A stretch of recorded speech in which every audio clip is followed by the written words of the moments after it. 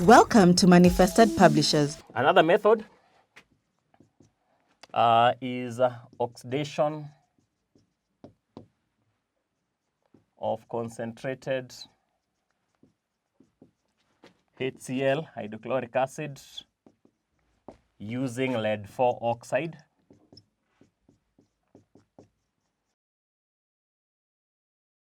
And this one is lead-4 oxide plus concentrated hydrochloric acid. And here we have lead-2 chloride plus water plus chlorine gas.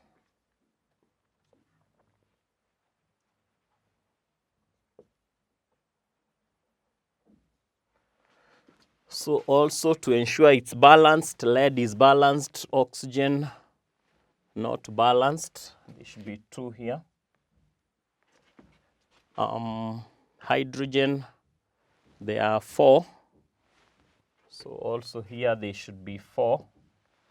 Chlorine, there are 2 plus 2, that is 4. So that equation is balanced. So basically, those are 2 other methods that can be used to prepare chlorine gas.